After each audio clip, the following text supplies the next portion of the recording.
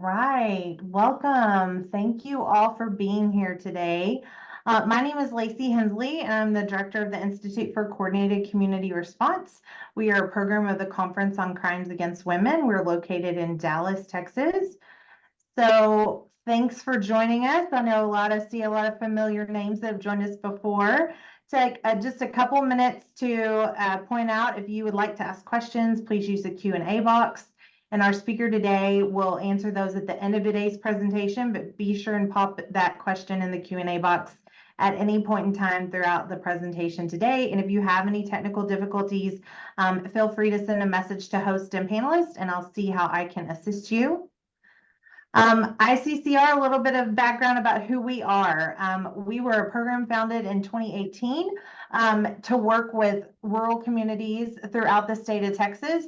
Most recently, as of October 1st of this last year, we are now funded, by the Office of Violence Against Women and a technical assistance provider for rural communities. And so just to note that even though this project is supported by OVW, the opinions, findings, and conclusions are expressed in this program today are of the authors and not necessarily reflect the views of the U.S. Department of Justice. Here's an overview of our trainings that we offer, our monthly webinars, our 90 minutes. Next month, we will not be hosting our webinar because we will be at our national conference May 20th through the 23rd.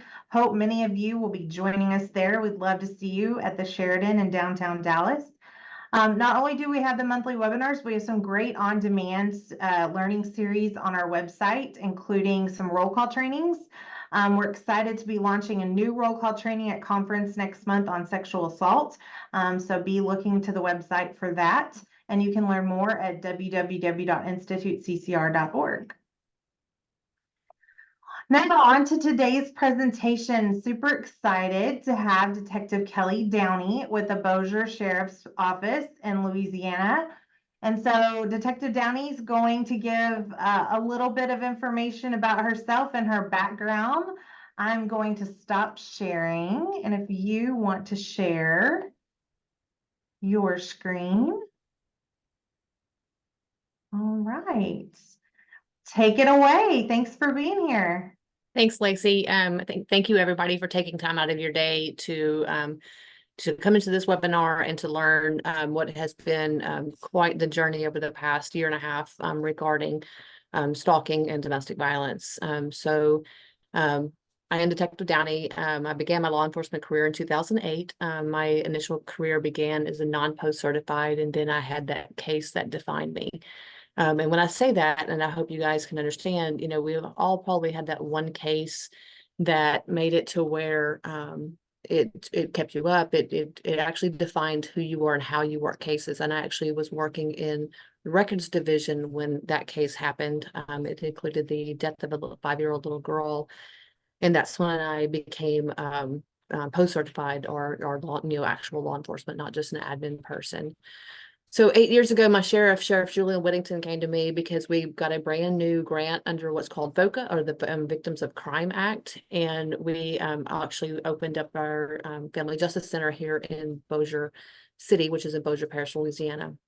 And I have been doing the exact same ever since, kind of developed how the Sheriff's Office responds to domestic violence and violation of protective orders, and being able to really focus attention on domestic violence victims and the violation of protective orders and help them through the process. I have had the opportunity for some incredible training with ICCR and crimes against women and other programs, Attorney General's office and things of that nature, and I've really been able to focus my my concentration and into domestic violence and actually becoming certified expert in that. And that was my goal in the very beginning, and finally been able to achieve that. And understand that what I'm going to be talking about today, I know that not every department has the ability of, like I do. We have a great resources and actually a nationally recognized digital forensics unit. So I do understand that not everybody has that, but I can tell you that we will do everything that we can. Jot down my telephone number and my email address. anything that we can do to help you in your investigations with samples and anything like that, just reach out and we'll move forward from there and help you out. So the overview of this training, and you've seen it on your thing, is just making manufacturers and the companies, making it unsafe for victims when it comes to technology. And this particular study was, or case study is because of vehicles, and the vehicles having apps that is very pinpoint, precise accuracy of knowing where the victims are. All right, this case began in September 2022. All right, and my victim actually fled. The actual battery occurred in another jurisdiction in South Louisiana. They've been married for 10 years. And after the battery, she fled up to here to family, and just actually had a friend that works for the same department I did. So then she came in, and we opened up what's called just another jurisdiction case, just to document her injuries and get a written statement from her, and also aided her with a temporary restraining order. Now, our crime scene, ALS photographed her, and if you ALS, which is the alternate light source, if your agency does not have that, check with your sexual assault nurses, your SAE nurses, because typically they will have those cameras. And what ALS does is it can actually photograph bruising that is not visible to the naked eye. So it documents the totality of the injuries as opposed to just a normal camera photograph of that. And so the TRO was granted. The other jurisdiction received the evidence, included, and she had actually recorded a portion of the domestic, and then he was ultimately arrested, and our TRO was served. Okay, so move forward just a little bit. Typically violations, they're going to want to see, the offender's going to want to see, how serious are they? So it may be a phone call or a text message. Well, he was actually doing phone calls and text messages and social media using Facebook and Instagram, and was actually viewing her profile on TikTok. And I don't know how familiar you are with TikTok, but if somebody views your profile, it actually will send you a notification that that person viewed their profiles. All right. She was also getting regular SMS, MMS messages, and through iMessage. All right. And something you need to know about iMessages is that, iMessages do not go through the carrier on your cell phone. It's actually cloud to cloud. So it goes through iCloud or Apple as opposed to the carrier. So, right here, you're already looking at, phone calls, that's one search warrant. Social media, that's another search warrant. Facebook, Instagram, TikTok, search warrant, search warrant, search warrant, and then your iCloud search warrant. So, from the very beginning, your, multiple search warrants is into it. So if you've not ever written a search warrant to, say, TikTok or something like that, if it's an app, go to the store, and if you scroll down into that app, it'll tell you literally what data is used to track you and data that is linked to you. So you go into that app, and what it's saying it can do, ask for that data back to it. And I've also in the past have gone into the actual website, and to go into, and when you're logging in or signing up for something, what it's asking you for, ask for that back in your search warrant. And again, if you don't ask for it, you're not going to get it. So make sure you ask all that you can. All right. Forgive me for that. Okay, so he actually was sending some messages through Instagram, and while the offender was sending messages, your victim was receiving it. At that point, you probably did not have a preservation request in. So when you're sending off the search warrants, send off one to both accounts, the victim and the offender.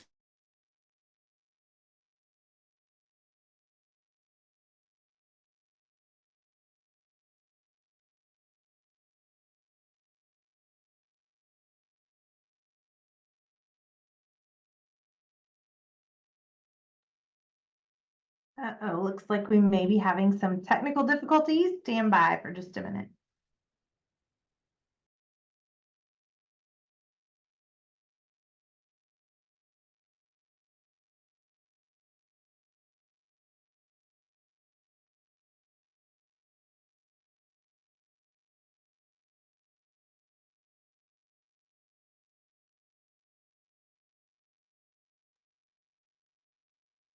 Okay, we can see your screen again, but if you'll unmute.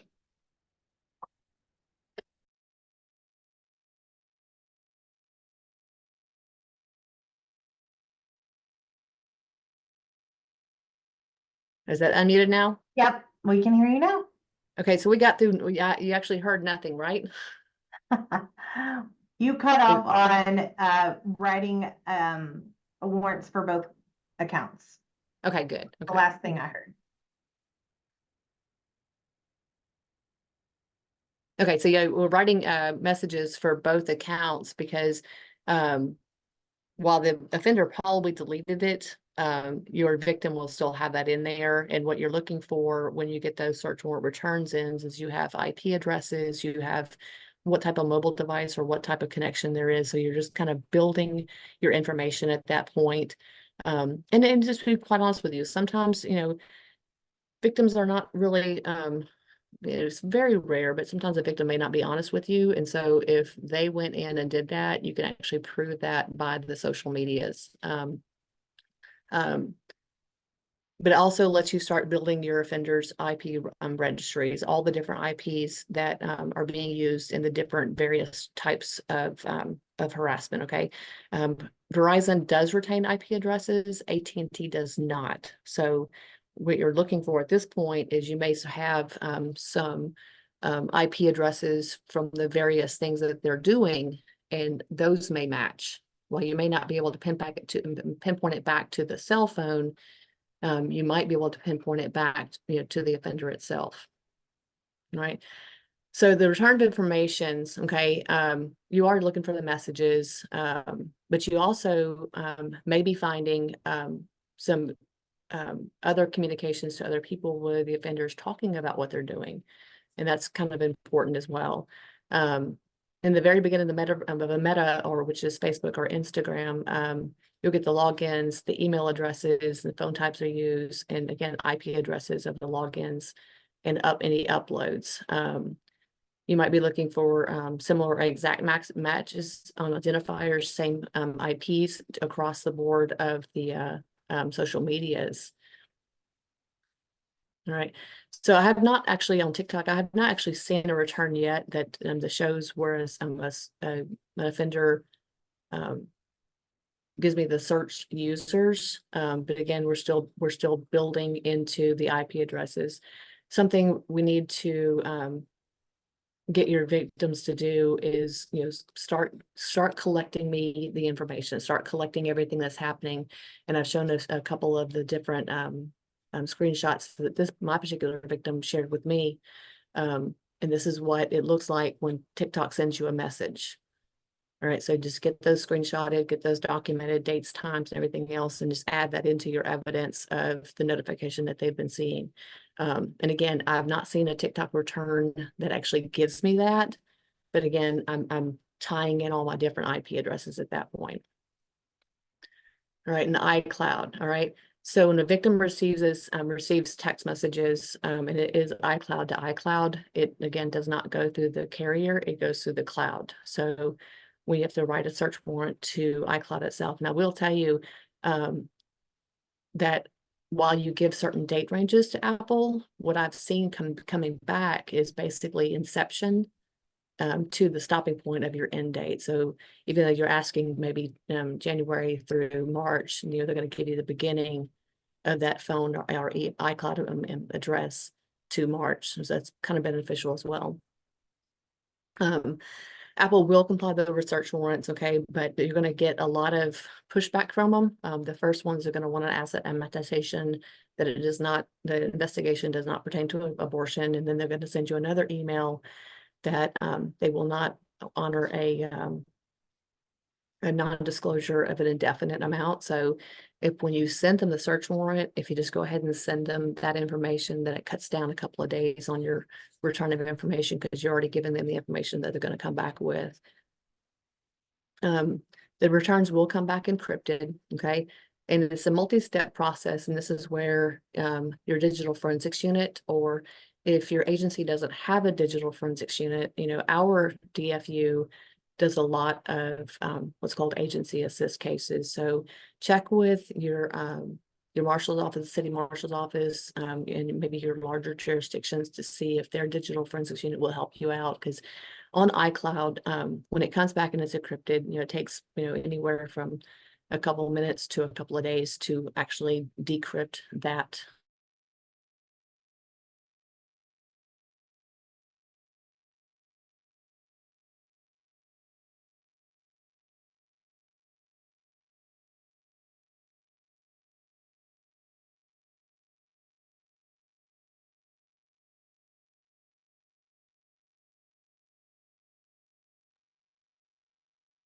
So it may be better, since you're freezing, to go ahead and turn off your video.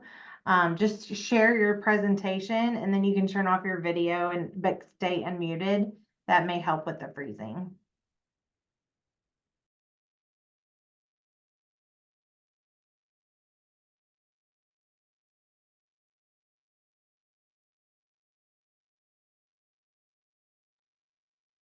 I can see your screen, but I can't hear you.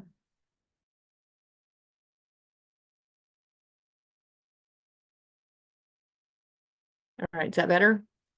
Yes, I can hear you Okay, now. okay, perfect.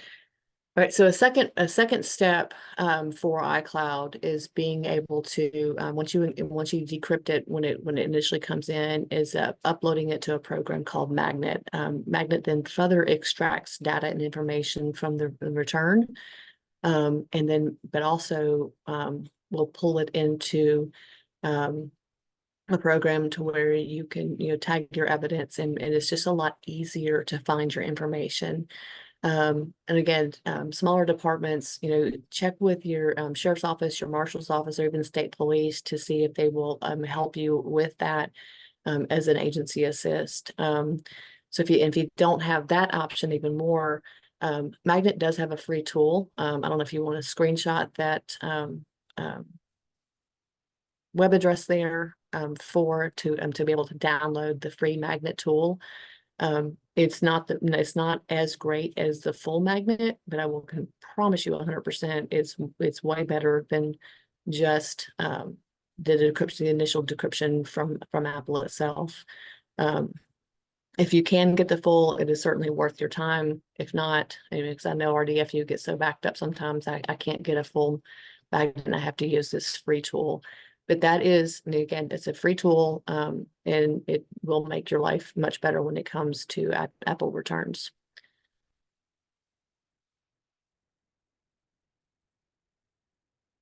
So when you get into the iCloud account itself, okay, iCloud is going to have, not only, the phone calls and your contacts and, your Google search, your Google searches, have every photograph they've taken,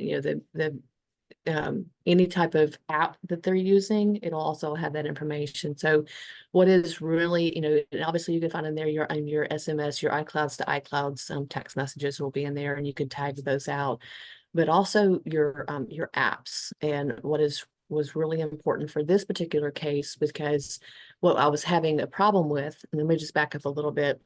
Okay, so when the victim came up here, we had, we started with the agency assist in the domestic, helped her with a protective order, and then we started into the violation of protective orders. She drove a 2018 Mercedes. Okay. She was driving one day, and she actually, a screen on her dash screen, it popped up that of a service location near her, and it was really kind of unusual for her because she's never seen that message come up before. She actually traveled all over the state of Louisiana for her work. All right. And so she was actually back down in South Louisiana, and the offender pulled up next to her one day and just rolled his window down and kind of stared at her. She came back up here. She screenshotted the messages that she was getting, or she was taking a picture of the message that she was getting on her own dash screen. And she's like, I've never seen this before.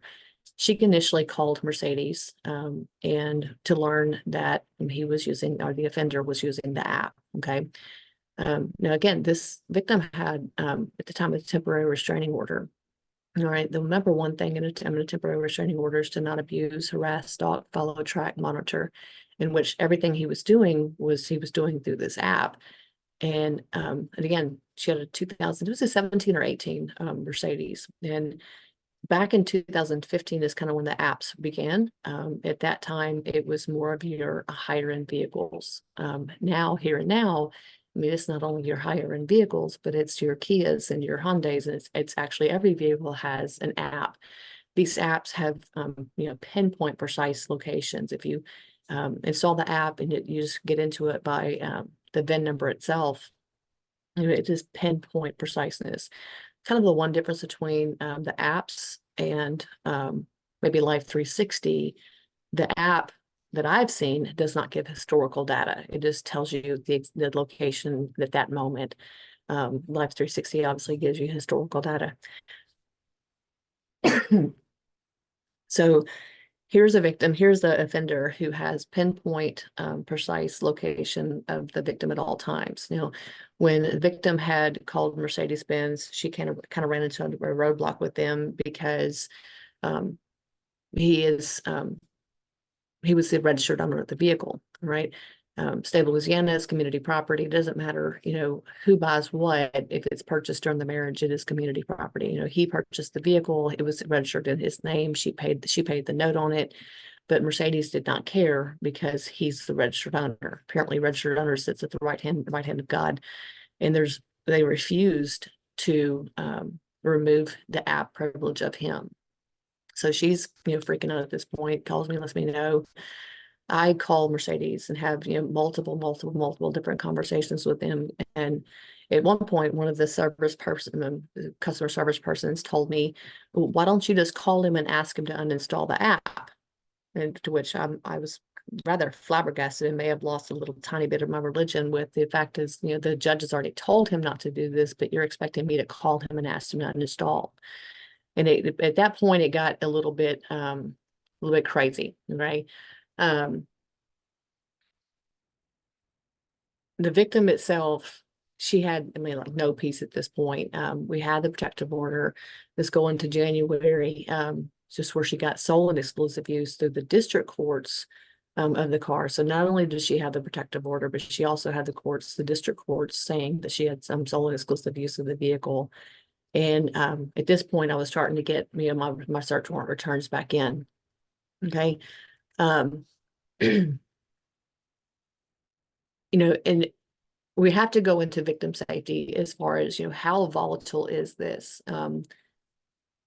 What we don't know is that has there already been a domestic homicide because the offender had this app? That's something we're not going to know. But we're looking at, victim safety and tracking. Before the CARS apps, we had the external or tracking devices. Sometimes maybe your phone, the Life 360. So this is just things that you need to talk to your victim about. When you're safety planning them, is finding out what they've got, what is their potential for being tracked. All right. So phones, when you go into phones, you need to look at the fact that you need to maybe do a factory reset on the phone, create a new iCloud or Gmail account, and completely change all of your passcodes. Remembering to leave the Life 360 circle, because that's something that you can control.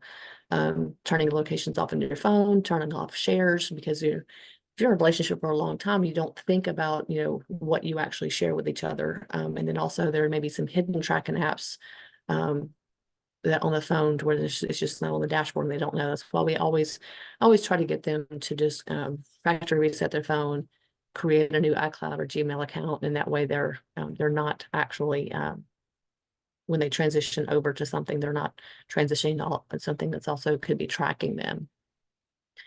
So tracking is not new. I think we all know that. I've said for a very long time that stalking itself is something that we know that happens, but it's also very hard to prove. So we have to, when you're working a stalking case, you almost have to act like you are working backwards. You're working backwards to to find a murderer, because that's what you could be doing. 80% of your domestic homicide or interpartner violence homicides are actually the victim was stalked prior to. So that's how serious this is. We have to get better about proving what's happening. And I do know that there's been some people that I've had communication with. And so when the victim is talking about things that are happening in their life, they get kind of blown off as being crazy. They're not crazy. They know these things are happening. We just have to get better about listening to them and trying to figure out how it's being done. All right. So the tracking is not new. The apps aren't either. Okay. Beginning, it was OnStar, but OnStar actually works very well with law enforcement. I actually had one last week where we absolutely knew he was using the vehicle. It was a Cadillac, when Cadillac is General Motors and General Motors is OnStar. So that was a super easy conversation. And it was what was different with this one is because she was actually also a registered owner. And so it was just easier to get that one stopped. But we also, looking at the external GPS trackers and plug-in type trackers and tiles. And I'm spending a lot of time on tracking on this because this is like extremely lethal. If they know where they are, then that's, there's never any type of peace. So, and I don't know if you can see my mouse move or not. Lacey, can you see my mouse move? Yes. Okay. So, vehicles have what's called an OBD port, and we know this OBD port is just, if something goes wrong with our car, that is where the mechanic will plug in the diagnostic. But this particular one I'm showing you here, it actually hardwires back in behind the ODP port, so it's hardwired. You don't have to worry about any type of battery life. This one right here is one that plugs in directly to the OBD port. And again, you don't have a power issue because it's powered every time the car comes on. The few that I have pulled off, and if you'll see right there, there's a little light. They just put black electrical tape over that, so there's no light that shows. And again, pinpoint precise, that is going to have, both of those are going to have historical data as well. If you ever seen it where your insurance company wants to give you a break in your rates and they want to track your driving, that's what they do there is they're putting it into the OBD port. And it's really, it doesn't stick out a whole lot. If there's any white or anything like that, what I've just seen them do is just cover it with electrical tape because no one steps into their vehicle and looks at that port and go, okay, there's nothing plugged in there. It doesn't become obvious until I'm actually looking for it. And there's like, okay, there it is. And then you pull it out. My favorite thing to do on these trackers is to actually remove it at the sheriff's office when I'm logging into evidence, and then I disable them. That's my favorite thing to do. So the last transmission will be at the sheriff's office. This one down here, it's an external. They're only about 2.5 inches long, maybe an inch and a half wide.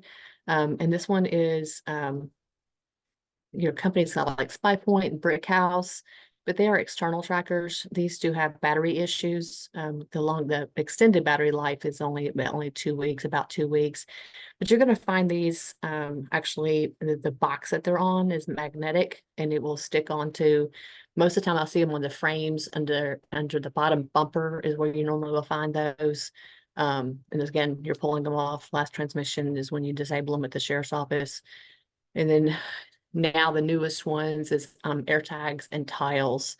Those are obviously way more difficult to find because you're getting smaller and smaller and smaller every time. But kind of neat thing about the tiles and the tags is there's a way to find those. So like I said, you have hardwired, you have external, then you have the plugins. I've never not seen one of those companies not work very well with law enforcement. I mean, a search warrant to their facilities is, you get it back in a matter of days, and it literally will take you back to exactly where it was powered on. That's usually going to be your offender's house when they're setting up the payment for the monthly subscription for it. So it works very well on those. So again, this specific case, they were married for 10 years. Okay. And like I said, Louisiana is a community property state. And he was the registered owner. All right. And the defendant was ordered not to abuse, harass, stalk, follow, track, monitor, and they're doing absolutely everything. But this is with the app. So it was not only some cyber type stalking, but there was also the physical stalking, and it was anywhere from South Louisiana. Her job would also take her over to Texas, and then obviously in North Louisiana where she was currently living.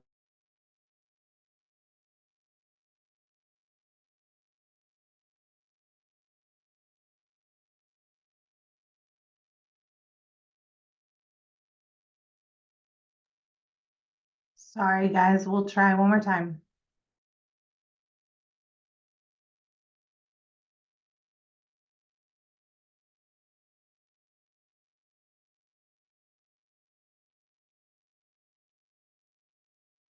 Mercedes began their apps like 2017, 2018, and now it's going to be all your cars.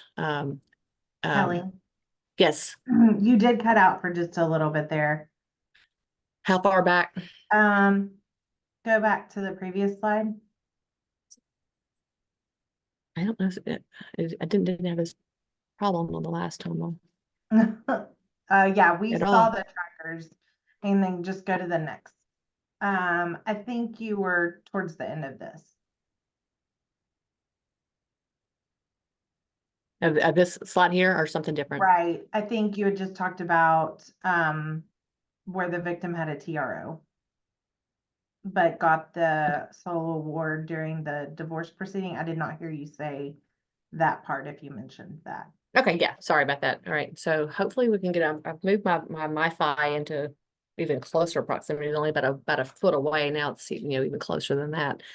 So anyway, she had the TRO, and through her divorce proceedings had gotten sole and exclusive use of, through the divorce proceedings, and this was still not changing Mercedes, all right? We're probably 10, 15 calls into Mercedes at this point, and I was getting zero answers. Initially, they had told me that I needed to send a search warrant to ECE support at VerizonConnect.com. All right, something that's cool. That's Verizon. Verizon works with law enforcement. So I issued a search warrant to Verizon, and it was for, I did it, I believe the initial one was the name and telephone number of the offender.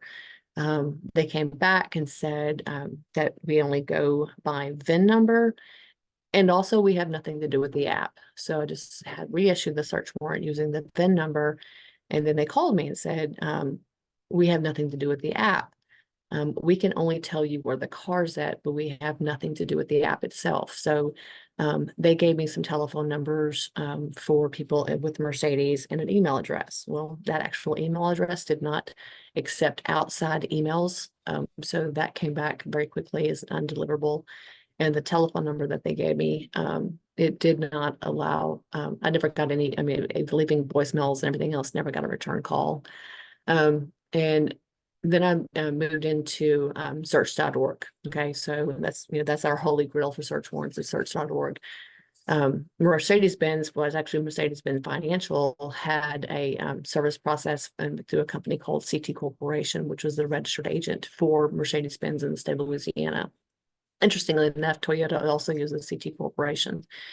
So I'm calling down to CT Corporations. They're down in Baton Rouge, which is about 4.5 hours from me. I'm calling down there, won't return phone calls. So I actually called our AG's office, the Attorney General's office, and had them get a deputy or a detective with the East Baton Rouge Parish Sheriff's Office. And they actually hand delivered a search warrant to CT Corporations for me. And that a year and a half later has still not been answered, and they still have not returned my information. I got to the point where I was actually going on to the Mercedes-Benz website, and then they contact us as far as emails, giving all the information completely, uploading the temporary restraining order, uploading the sole and exclusive use, my information, my telephone number, and I never got any response from Mercedes-Benz. And I will tell you the victim a few days ago, another story just released regarding this, and Mercedes has finally answered, because before, when the media started regarding this case, Mercedes has been a no comment. Well, they finally commented, and they lied because they said that the very first phone call that they got, they had Verizon shut off the app, which was completely untrue. All right, so again, so let's go back, and Mercedes began their apps in about 2017 to 2018. So now it's all of your cars, and that's going to be from your Audis to your Volkswagens to your Kias to your Toyotas and Fords. They all have apps, every single one of them. And these are very dangerous. And for those that are listening, that is part of your safe houses, that's 100% something you need to check. If they are unsure or have no clue about who actually has control of the app of the vehicle, then they're going to probably need to park their vehicle somewhere away from your safe house, because certainly you don't want to invite an offender to your safe house.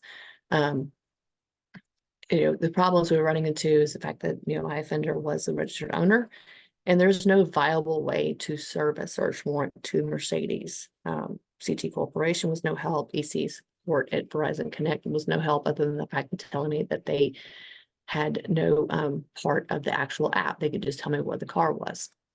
All right. So this is where you need to start digging, okay? Because I mean, every roadblock that you hit in investigations, you got to be that bull, and you either got to figure out how to plow that wall down, jump over the wall, or go around the wall, okay? But also know your laws itself. For the state of Louisiana, stalking is just simply the intentional and repeated following, harassing, all right? And then fear is involved.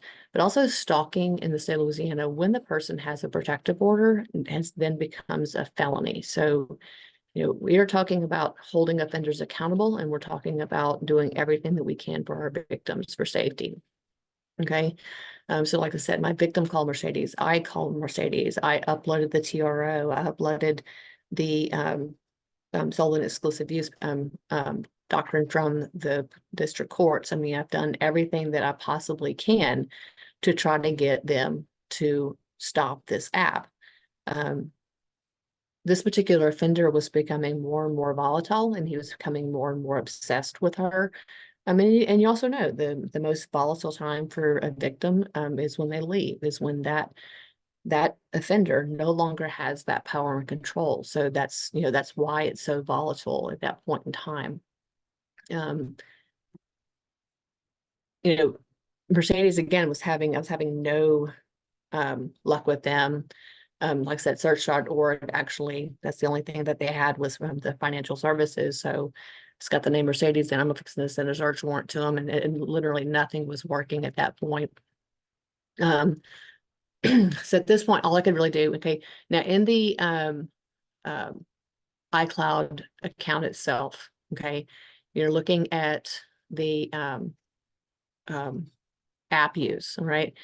Offender's iCloud, I got my messages. I got, because he was sending and actually taking back reactions on messages. So that's a whole new notification that he unliked or unhearted or unlaughed or something. So those were all showing in the iCloud. But when you're looking at a magnet return on iCloud, you have a wonderful search bar. Okay, so then I started searching for Mercedes, and the actual app was called MBUSA or Embrace, and that's where I found the money. Okay, it's the fact that this offender actually installed the app in November. The TRO was issued and served in October. So the search of that brought up all the app use on MBUSA, which is the app itself. All right, so first use, every time the offender pushed it or activated that app, it's logging it in that iCloud account. So that was, at that point, beautiful. And it's like, I may not have got it stopped, but at least I've got it proven for criminal matters. But also even the message that was deleted on the initial was Instagram. The message that was deleted, it was still showing in the iCloud. So I didn't get it from Instagram, but I got it from his iCloud account. And then, so when the victim first left, it's probably maybe 2 weeks that she actually got her phone separated from the once shared account. And this under the Safe Communications Act, where a victim can remove their phone from a shared account, and there should be no cost to them. But prior to her actually getting that done, he was Google searching telephone numbers that she was calling or she was receiving from. And then also he was Google searching after she got her phones, but he still had the car's app. He was screenshotting locations of the car itself, and then he was Googling those particular addresses to find out, who she was with or whatever she was with. So every one of those screenshots pulled up, the Google, the search history on the internet was pulled up into his iCloud. It showed absolutely everything. So, while I still got the, quote unquote, I got them, as far as the stalking itself, it still didn't fix the problem. Like, I remember on this particular case, okay, offender was living in South Louisiana, victim was living in North Louisiana. You're thinking, well, that's 6 hours. She's safe. Well, except for the fact that he was actually hitting on her LPRs. So he was driving that 6 hours quite often to check where she was at. And it was, checking, like I said, he was hitting on her license plate readers on that.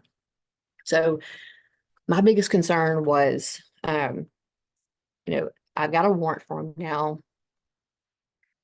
Let me go and pick up this person down in South Louisiana, bring him up to Bossier. Oh, and now he's probably really mad because this is his second felony arrest. And let's bring him up to our jurisdiction, invite him up here. So at this point, I was trying to figure out, I can't get Mercedes to get this figured out. Mercedes will not discontinue his app. They've stood strong the entire time of the fact that he is a registered owner. Their response was just ask him to uninstall the app. So I was, I kind of laughed at myself. I was a bull in a china shop, but I was trying to think outside the box because, again, I couldn't go over the wall. I couldn't bust through the wall. I couldn't go around the wall. I could not break the Mercedes wall. So just kind of thought about it, and I called over to a European motor garage where the people that work on European cars. And I asked the question, I said, hey, so something in this car makes the car talk to the app. Can we uninstall that? And so they reached out to another organization, and that organization kind of figured out how to do it. And they ordered a new wiring schematic from Mercedes, and we actually had the car rewired. And I'll tell you, this was the part of the victim. I presented the victim with the possibility of how we can get this done, since we were completely at a standstill with Mercedes. And you got to remember, this is now from November to March or April. We were fighting with Mercedes, and it was getting nowhere.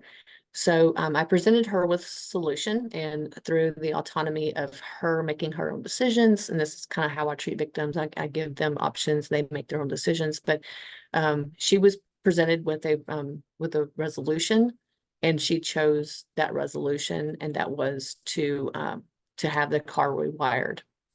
And so kind of a neat little backstory behind this. The initial call that I made, the gentleman that answered the phone, when he called me back, he actually, and he got my voicemail, and I called him back, and he's recognized, he's like, he said, you're Kelly Downey. I was like, I am. And come to find out that 6 years prior, I had helped him with a protective order. He had his child's mother was going through a very difficult time in her life, and it was not a very good situation. But anyway, long story short, I actually helped him with a children's code protective order. He got custody of his son, and he was made safe because of what we do here in the sheriff's office with victims. But and then fast forward into the other company that was actually going to be doing the work. That secretary there was a domestic violence survivor herself, and she actually was incredible with the victim. And that company actually only charged my victim the cost that it cost them for that wiring schematic. Everything else was pro bono to help her out. So that was great. And it was kind of one of those full circle things, was just amazing about, just doing right by people, and people do right by you. So anyway, so a car got rewired. Offender no longer had access, and then at that point, we took out and made it, executed the search warrant, and kind of interestingly enough, got a condition of bond for an ankle monitor. So at that point, it was the next generation ankle monitors, where the victim's phone itself becomes a geofence. And so if your offender comes too close within that geofenced area, the monitor on the ankle will actually sound off a 95 decibel alarm, and then the victim's phone will pop up with a one-click for 911. So get with your judge's office and stuff and figure out how many times you can get that issued, because those are a wonderful tool. All right, so when you're looking at technology, 10 years ago, we weren't doing these type of investigations. We didn't have the apps, we could pull trackers off the cars, and it was kind of, really just it. They weren't as involved as they are now. But as technology advances, obviously we have to as well.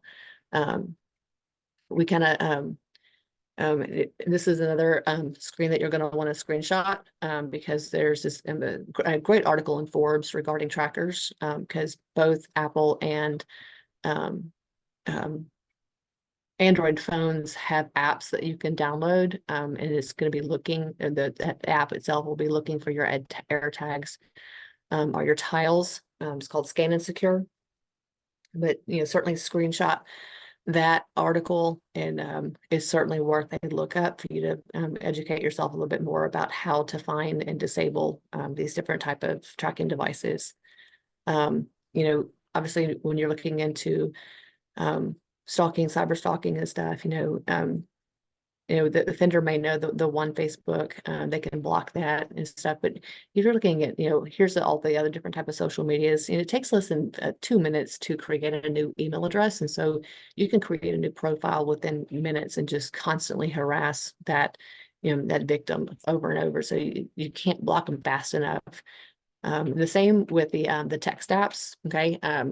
If you look at that, the phone, all right, if you're looking at all those different text apps, so FaceTime, Google Voice, it's one particular victim I was working with. She had when we got him for the physical stalking, we took his phone, and even on the current active apps, that was the number of text apps that was still open on his phone. So Burner, Now, Boner, Talk You, Talk Tone, Talks Free, Text Me, Texting. So he had 13 different text apps that he was using, plus Cash App, plus Google Voice, FaceTime, and regular phone. So, she had his actual phone number blocked. But, when you're looking at, 21 Cash App payments, 13 different text apps are being used, it's inundating. You can't block that much. You can't block that quickly. And something interesting about Burner, Burner is actually operated by, it's actually a company called Ad Hoc Labs. Ad Hoc will not honor out-of-state warrants. Burner or Ad Hoc and actually Life 360 will not honor out-of-state search warrants. You still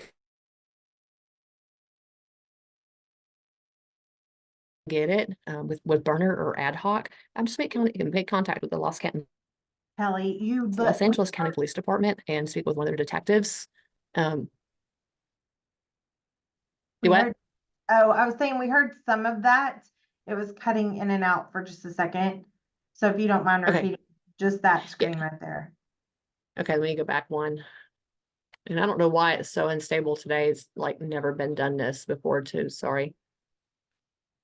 We saw that part. I think it was when you were starting to talk about Burner.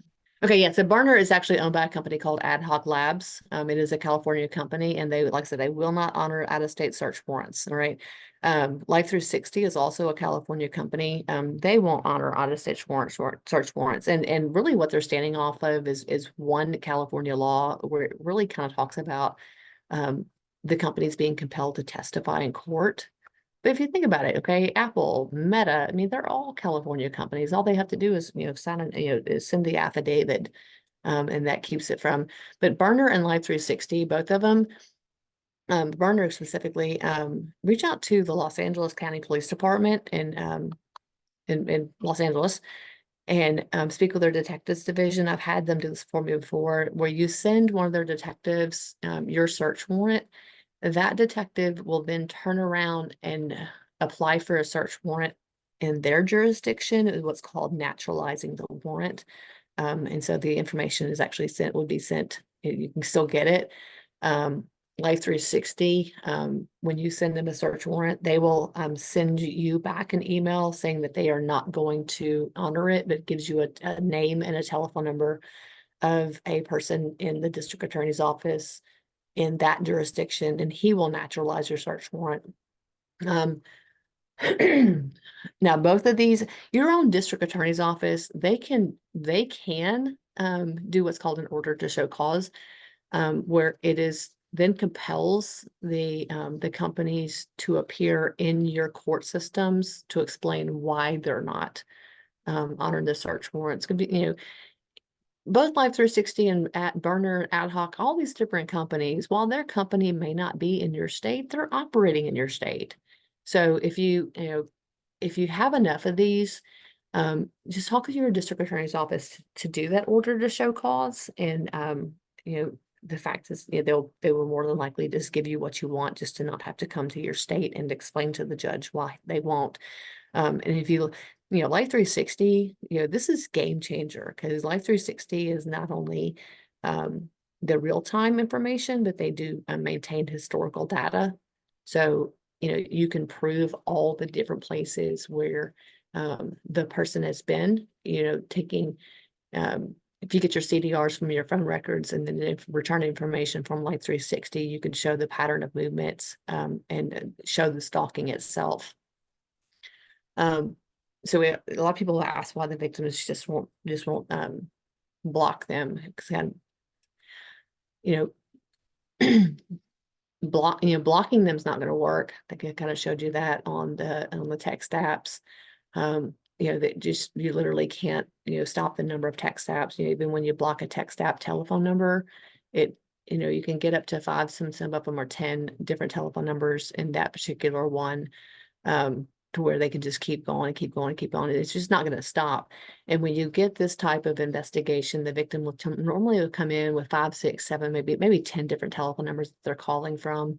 Understand that you're not going to make this stop. Okay. So get your 5, 6, 7, or 10. All right. And find out who is your end user on those text companies, and then write your search warrants. You cannot keep your investigation open long enough to keep doing the more additional telephone numbers that keep coming in after that, because you're never going to end that investigation. So get what you get in the very first part of it, write your search warrants, and all the different telephone numbers after that, you're just going to have to list them as, pattern of behavior, because you cannot keep, issuing search warrants and waiting for it to stop on their own. It's just not going to happen. So, and also be super familiar with your laws, all right? Violation protective order, when it becomes a felony, not a felony. Something really interesting about Louisiana law is improper telephone or the harassing phone calls, okay? There's a really neat enhancement on that law, and it says second or subsequent offense. Well, a lot of laws, when you get second or subsequent, you get into felony, it's a second or subsequent conviction, but this law actually says offense. So the second time we initiate a report on improper telephone or harassing phone calls, it's actually a felony charge at that point. Stalking itself becomes a felony when there's a protector order involved. You have cyber stalking. So get everything that you can on these, and just really bog them down with charges. All right. And then also ask for those bond conditions. Okay, advocate for the safety of your victim. They don't know what the capability of the courts are, and you should. And so ask for that. Ask and advocate for their safety. All right, and most importantly is the fact is, I'm going to help. Okay. I can tell you this, I am not the greatest investigator. I will 100% tell you, I do not know everything. I do know that I don't quit. And that's what I do know. So, being able to bounce off and talk to you guys, and you figure out, how can we move forward, help each other. I'm 100% there for you on that one. If you need examples on different search warrants or help with how to compose a search warrant, I know our digital forensics unit, Captain, she is amazing. We will absolutely share with you and with everything that we possibly can share. Let me get into some of the questions. Check this, you can still hear me. Can you still hear me? Yes. Do you want me to read them, or can you see them? I cannot see. I'm not gonna lie to you. Okay. So it says, as a civil OP lawyer here, is there anywhere that has compiled the best appropriate department's accounts to send discovery requests subpoenas to? We have extremely tight turnarounds on orders of protection in court and can't afford to fumble around trying to get through to the company, who will likely fight us regardless. So that as far as asking the single source of where to send a search warrant to. That was my understanding. Okay, Or so question. search.org or search.org, and then you could just Google what's called Search ISP. That is a very, very well comprised list of organizations and companies and where to send the search warrants to. Did I answer that question or did I misunderstand the question? No, I think you answered it, but if not, if whoever wants to ask in a different way, but I think you answered it. How are you balancing keeping survivors not being vigilant with them becoming paranoid or hypervigilant? Um, that's a very good question. So I tell them, don't get mad, let's get even. And so they kind of stop looking for, um, that's a very good question because some of them you're not going to be able to. Hypervigilance is something where you just want to grab them by the shoulders, give them a little hug and say, calm down. Okay. But the fact is that, we don't know what that person's capable of. We are simply coming into this investigation. This victim has been with this offender, so we don't know what they're capable of. I will tell you, talk to your victim. Um, ADT, or as far as home security, they give a very large discount, as in all the equipment is free, installation is free for domestic violence survivors. And if they have a protective order or temporary restraining order, they will give it to them all for free. And then it's like a $50 a month. So, everybody in the country has to be vigilant of their safety because that's just how we're living now. But if we can just teach them how to, not overthink everything, but just also at the same time, be aware of the surroundings because sometimes it's the littlest things that it helps into the stalking itself. I will tell you this, in the state of Louisiana for stalking, it requires fear. So when they're telling you about this, when they're talking to you about their fear of being killed, write that down because one of the very last sentences of my warrant for the stalking and violation of protective orders and everything else was, it was a quote from my victim. It said, "When I am killed because of the use of the Mercedes app, please make sure that they create the Christine law." Yeah, so that's extremely impactful. So while you may not be able to rationalize why they're so hyper vigilant, make sure that you're documenting their behaviors because that is, that's evidence. Their fear is evidence. Yeah, and I think I would be remiss here by not saying also, as a former advocate in the field, that this is where you have the opportunity to partner with your advocacy, whether it's a Mhm. systems advocate or a community-based advocate, and someone that's trained in trauma-informed therapies and things like that, and seeking those out because we know hypervigilance is also a response to trauma and fear, and that's the environment they've lived in for years and years and years. So, but also document. It's part of the criminal element as well. great. Someone asked how we can relate this information to youth. Um, okay, so on a lot of our youths, they are so tech savvy, bless their hearts. They're way beyond my capabilities. But just helping youth understand, I mean, youth are difficult to begin with because, every love is their first love, which is their true love. Okay. And they share way too much information with each other to begin with. So having those focused conversations with maybe the counselors, educate your counselors at the schools, okay, educate your SROs at the schools, and just making them understand about the safety and of sharing. I mean, our youth are so into Snapchat itself, and those are little baby trackers, and the app itself is a baby tracker. About just being vigilant, but that's getting it to your youth. I think you need to get to your trusted adults that are with them a lot, not their parents, because that's not really a trusted adult to most kids, but your counselors. Um, they have a real connection with their kiddos, and so when they get into a serious situation with a dating partner, that you educate your counselors so that the counselors can educate the kiddos. Someone was asking for clarification in your last response. It says, please repeat what you said about ADT and free equip for DV victims. Yeah, so ADT, ADT, because you have a couple of different alarm company systems. ADT is a national, large company. Victims, if they are a victim of domestic violence and they have a TRO or temporary restraining or protective order, ADT, when you call the national, they will actually give them the equipment, and the install is completely free. So it's a little over $500 with equipment that is given to them for free because of the TRO. Good to know. Great. Someone asked, can you charge/prosecute stalking from one incident? Often our office receives a case for harassment or malicious mischief, and I find out from the victim that they're being stalked, but we only have that one incident. Can we charge stalking that way? What elements are needed or can be focused on, or do you need more incidents to compile to make a case?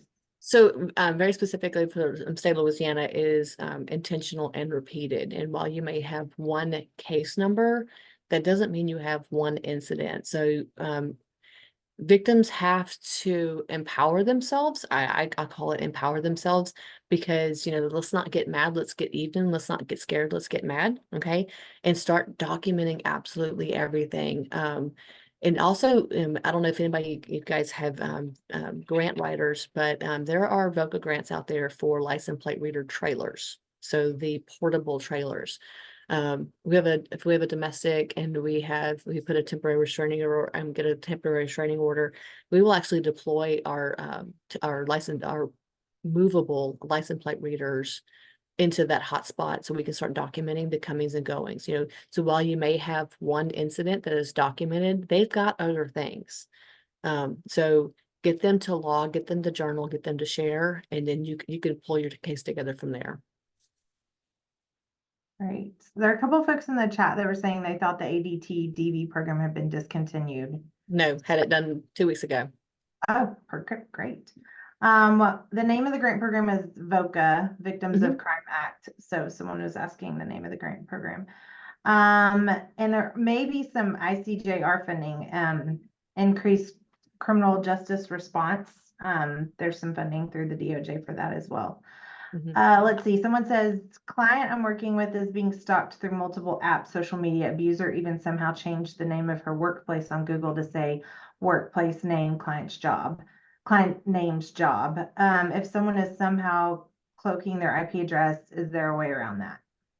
So cloaking IP addresses, and I'm going to kind of confer to my digital cloaking an IP address. You mean cloning? Or cloning an IP address, yeah. We've run into that on, you want me to talk? Can they hear me? I don't know, can y'all hear her? Yes, we can. Okay. We're fixing to get together like it's 19. I'm not camera ready. Do you want to introduce yourself? She is camera ready. I'm Captain Shannon Mack. I work for the Bossier Parish Sheriff's Office. I'm over our forensic investigative support unit, which is our crime cameras, our digital forensics, our crime scene, our intelligence, all that good stuff, all our electronic evidence. And so the question was, You can't see it. I can't see it. What was the question? It was a client that they're working with is being stalked through multiple apps, social media. Abuser even somehow changed the name of her workplace on Google. If someone is, I guess, cloning their IP address, is there a way around that? Well, they're probably using a VPN. And that's a virtual private network that every time they open their phone, it changes their IP address. I mean, I can go on to Google and change the name of this place to anything I want to as well. I mean, it's just kind of an open source thing. Chances are, if you're going to have to get past IP and just go straight to the things that he's using, the text now, the Instagrams, just whatever social media that he's using or whatever app he's using, go straight there instead of worrying about your IP addresses, because if you use a VPN, you're not going to be able to track it anyway. But there will be a moment he's using Instagram and he's at home, and when I go home, my phone automatically connects to home Wi-Fi. So you will get the times where, you may have to run 50 different IP addresses, but you'll see, at nighttime, he's on a IP that you can track. It'll be an AT&T residential line. It'll be, Comcast, Sudden Link, something like that. And that's kind of the IPs that you go after. Did that answer the question? I think so. Someone asked, would using a VPN protect the victim's privacy regarding online tracking and location? Now we're doing this, okay? Yes, I suggest to anybody who's an adult to use a VPN. It's not necessarily going to hide you from your public social media, but it's going to protect everything on your phone from being hacked. If you have your bank account app on your phone, if you do any kind of bill paying, if you're having private conversations, you need to have a VPN on your phone. And you just go into your settings. It's on your Android and your Apple products, and you just go into your network settings and you can start using a VPN. But I suggest that 100% on it. Don't let your kids do it, because then they can hide stuff from you. I'm gonna give her back unless. No, I think that's it. I don't see any more questions. I will say that Spark, which is a great resource, the Stalking Prevention Awareness and Resource Center, one of our attendees, Emma, was promoting that they have some good documentation logs for stalking incidents and behaviors. And Yes. while we're promoting that, I'll also promote ICCR partnered with Spark a couple years ago to do a free roll call training on stalking. So there's some great information that's available on our website if you're interested in more of that. Spark also was at the conference last year. When I came to the conference last year, I was still very much working this case, and I actually attended every stalking class that y'all offered that year, because I'm was trying to find answers. So, going to Spark, but also Adam Dodge, who owns a company called NTAB, and his Adam's forte is being able to secure your online presence as well. So looking at the company NTAB, and getting with Adam, he's an incredible individual, and his email address is on that as well.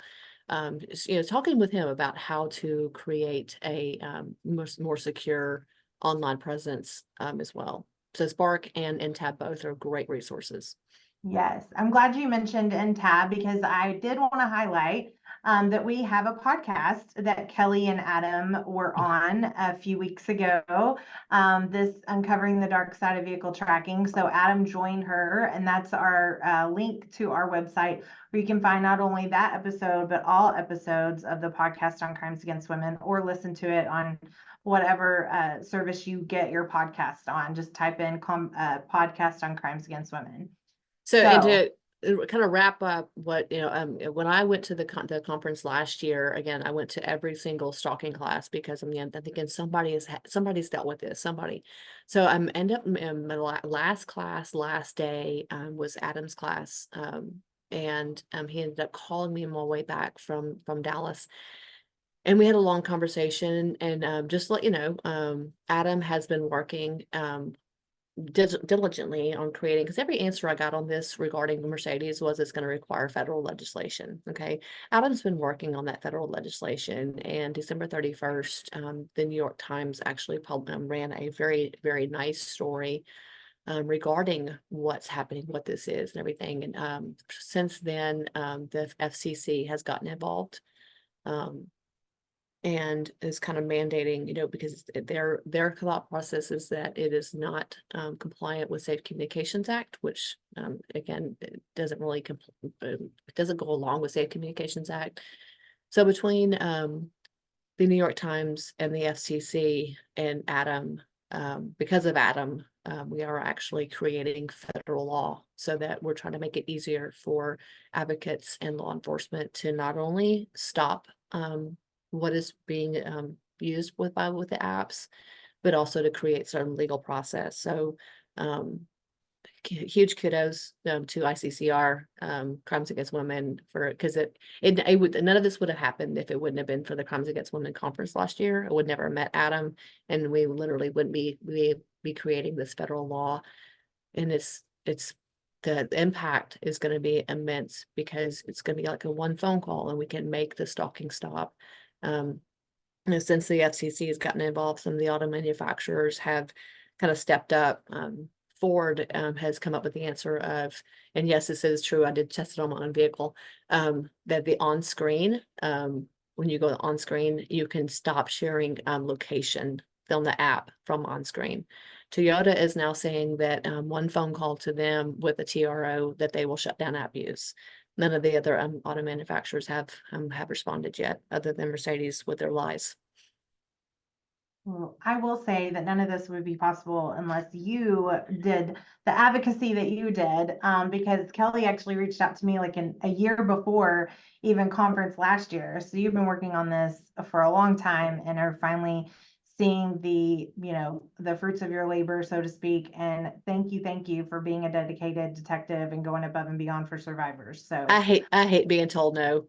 that's a good thing here for sure. So, well, thank you again. This has been super, super informative. Got a lot of great conversations started. One more resource that someone put in the chat that I will definitely shout out is NNEDV's safety net team. Techsafety.org has great resources. Used to use that resource all the time as well as an advocate. You're getting lots of kudos and thank yous in the chat there. Thanks. So thank you again for joining us. Check out the podcast on that QR code. Also join us for conference. Kelly will be there. Come see us in person in Dallas in less than a month. We are less than a month away. So we're going to have a great keynote with Tony Porter and Kimye Motley, kind of a new approach to a keynote and a conversation, a discussion. So we'd love to see you there. And then there's my contact information if we can help you at all, and be in touch. And again, won't have a webinar for the month of May, but we'll come back and have another one for June. So be looking in your email box for that. So thank you, Kelly, so much. Oh, we have one more question. Let me see if we have time to, do we get a form to, okay. Unfortunately, there's not any legal CLEs for this presentation, but at the end of when you end today's webinar, when I end the webinar, there will be a survey, a link to a survey that pops up. And whenever you complete that survey, you will receive a certificate. So you may be able to use that certificate for whatever continuing education uses you need. So thanks so much, guys. Have a great day. Bye. Thank you.